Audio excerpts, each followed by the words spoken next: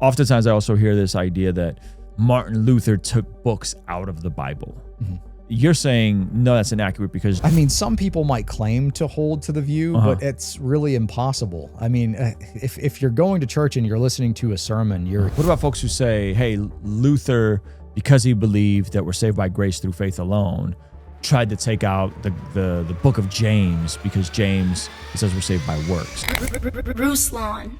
When it comes to the canon of Scripture, there's different canons. The Protestants have the shortest canon. Catholics have a longer canon. I think Eastern Orthodox have a longer canon. And then the Oriental Orthodox, I want to say, have the longest canon in terms of the number of books that they have in them. How do we have so many different canons, and how did that come to be, and how did we even get the scriptures, and where do we get our canon lists from? Sure. So that's a bunch of questions, but I'll address them one by one. So typically when I talk about the canon of Scripture, if I'm talking to a Roman Catholic, because it's the way that you would respond is different. If you're speaking to an Eastern Orthodox or you're speaking to a Roman Catholic, normally the conversation goes something like this as a challenge to the Protestant. They'll say, well, how do you know what the canon of Scripture is if you hold to Scripture alone, Sola Scriptura? But Scripture alone, Sola Scriptura, doesn't indicate that we don't accept any tradition whatsoever, right? Like praying with your eyes closed is a tradition. Listening to sermons, that's a tradition. We're commanded to do a couple of things at the church service: participate in communion, worship, do not neglect the gathering. Find me the Bible verse that says sit and listen to an hour-long sermon at your church, or whatever the case may be. So those things are all tradition. The difference is we don't claim that tradition is infallible like the Eastern Orthodox and Roman Catholic do. We would claim that they are fallible because we do see things in the ecumenical councils that are no longer held to, or might even contradict one another over time. Okay. So when I point to kind of the origin of the Protestant Bible canon, the 66 books, throughout history, you see this kind of two-tiered view in the West, where you have a 66 primary canon, and then the remainder of the books are apocrypha. Apocrypha meaning like hidden, right? But the distinction is really listed very clearly by Jerome in the Latin Vulgate, which was the translation of the Bible that was used for the next 1,000 years in the West. And he says, let me pull up a resource. I'm gonna quote him. So he says this distinction here. So you can use these for the confirmation, or you can use these for self-edification, but not for confirming the authority of ecclesiastical dogma. So you can use these for self-edification, but not for confirming the authority of ecclesiastical dogma, meaning not for matters of faith, right? I think oftentimes the deeper issue with these things is not having any sort of theology for this, which is why I did a devotional several months ago called Occupy Till I Come. This is actually from the Luke version of the parable of the talents, or the parable of the money bags. And Jesus says to his servants to occupy or do business with till I come. So we put together this 60-day devotional around this theme that touches on ambition and touches on stewardship, taking you through the entire narrative of the scriptures in 60 days. And what's cool about it is every single day there's a reading around a passage of scripture, Genesis 1, if you want to go deeper in it. And then after you do the reading, there's actual custom journal prompts for every single day to walk you through this. By the time you're on day 50, we're talking about the resurrection. We're talking about the Great Commission. We're talking about being the light in the world, and ultimately what we're supposed to do on this side of eternity until he comes back. And so this is available now. Right now, it's the cheapest we've ever made it. It's only $22, and it's a part of our big Father's Day sale / collection that just went live over at blessgod.shop. And we have the priest provided protector shirts that are also on sale. This is like an oversized version, as well as hoodies and other pieces, including poster print and a 500 puzzle piece. You can do it with your family. So go to blessgod.shop, get yourself something, get this devotional, invest in building a theology and a framework around this sort of stuff so that you don't have to wrestle with it and have this cognitive dissonance around building that thing that you believe you're supposed to be building on this side of eternity to help usher in God's kingdom here and now. And also, get your dad something, get your mentor something, get yourself something. The sale's happening right now, blessgod.shop. All right, let's jump into the video. When we talk about self-edification, like you can read Maccabees to kind of get the political context of like they were conquered by the Greeks, the Jews were conquered by the Greeks, and then their revolt and trying to get free of them and that kind of a thing. So you can read them for self-edification. It's not like they can't be read I've taught classes on the Apocrypha at my church and things like that. So you see this kind of primary, secondary view, two-tiered view throughout church history. Jerome is not the only individual that held to this position where the Apocrypha may be read, but only for self-edification, not for matters of faith. That's kind of the departure, though, that you see within the Roman Catholic Church. As of the Council of Trent, there is no two-tier distinction there. They're all the same level of authority. The Council of Trent was much, much later. Yeah, that's in the 1500s. Yes. So you see that distinction kind of being abolished, and they're all the same level. And if you hold a contrary opinion, you're anathema. Is that, you think, an overcorrection to the Protestant Reformation from the Catholics? Yeah, absolutely. Okay. Absolutely. Now, where do the Eastern Orthodox get their canon from? It depends on who you ask. There's no uniform answer that I've been given when I talk to Eastern Orthodox. Some people will say, well, they don't have an infallibly defined canon. They'll say it's still relatively open. And I think that's kind of evident when you look at the list of canon that certain Eastern Orthodox churches use. Like the Georgian Orthodox Church will include 4th Maccabees, which the rest of them don't. Now, they include them in a list, to be fair to them. They include them in a list that's called like non-canonical, but it's still included in their Bible. So there is some variation depending on which Eastern Orthodox church you're attending, but they are in communion with like the Ecumenical Patriarchate and things like that too. So I think that creates a bit of an issue if you were to claim as an Eastern Orthodox that it is infallibly defined.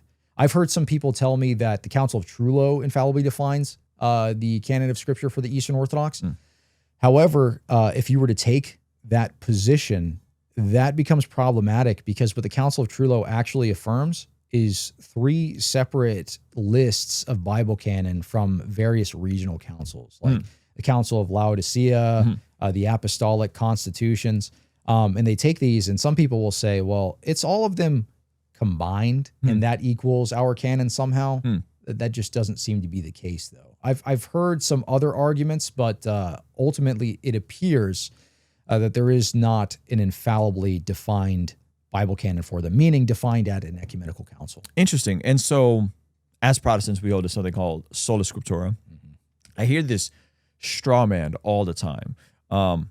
What is Sola Scriptura and how would you define it? Yeah, so it's a sole infallible rule of faith, right? So there are, in terms of authority, it's the highest authority. Doesn't mean that we reject tradition, right? We can still accept tradition, but it's fallible. This is our sole infallible rule of faith. Let me get back to one thing real quick, though, because I wanted to make sure that I elaborated on that two-tier position. So if you're thinking of, normally when you have discussions with Roman Catholics, they will point back to the Council of Rome as the first regional council that espouses their view of the canon, because you do have a 73 list of books there. My argument typically, if they bring that up, is the two-tier view is actually present at the council. The only copy of the Council of Rome that we have that's extant is in the Gelasian Decree. That's a proclamation by Pope Gelasius, and he lists the canons of the Council of Rome. That's the only copy we have. We don't have the originals. They're not extant. But as you go down in that same decree, he lists not only the canon of Scripture, but he lists church fathers that we need to view as authoritative. And then guess who was present at the council and who he claims is one of these authoritative figures? Well, Jerome himself, who writes in the Latin Vulgate that this two-tier view is present and should be understood when reading the Old Testament. So it seems like Jerome is the guy the Protestants are claiming, and the potential from non-Protestants is the lines aren't as hard drawn as we would like Jerome to, as we see Jerome having drawn. Yeah, I don't think it's just Jerome, though. So you actually see Pope Gregory the Great later on affirm the same two-tier view. So sometimes Roman Catholics will bring that back and they'll say, well, we have the ecumenical councils, like we have Trent later on that infallibly defines this. You're appealing to one church father. That's just simply not the case. If this view wasn't present in church history, then Pope Gregory the Great wouldn't have made the same distinction. It's like you would expect that. It's like, well, do you just think he was confused about this? Do you think he just didn't know any better? But he says that these books are brought out specifically for self-edification, and then he reads from 1 Maccabees, which is a part of the Apocrypha.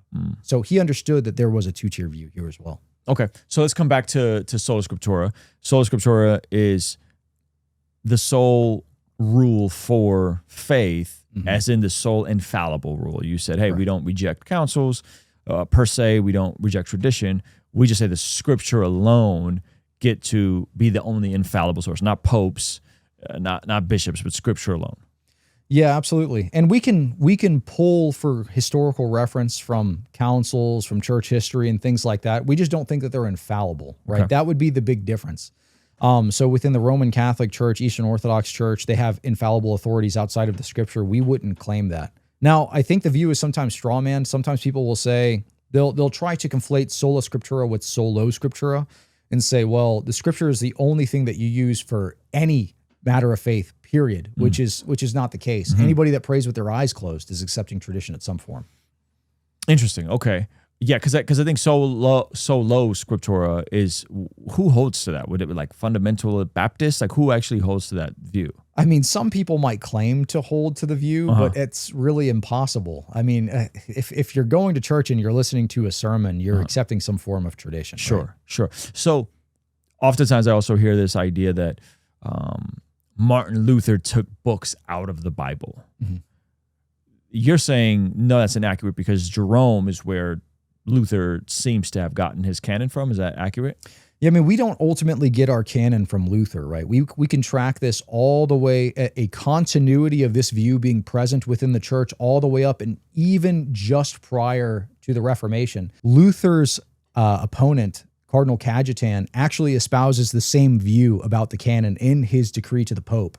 So he writes a commentary on the Old Testament, and he actually appeals back to Jerome for the two-tier distinction. So it's not something that stopped throughout church history. This is just kind of like you have these two opposing ideas congruent with each other throughout church history, and then you see them kind of branch out. So it's not something new that Luther instituted. This is just a continuation of this two-tier view that Jerome held, that Pope Gregory the Great held, that Cardinal Cajetan held. That is present in the Glossa Ordinaria, which is a book for use by the priesthood so that they can understand these types of distinctions, basically like commentaries. And in the prologue to this is a 14th century document.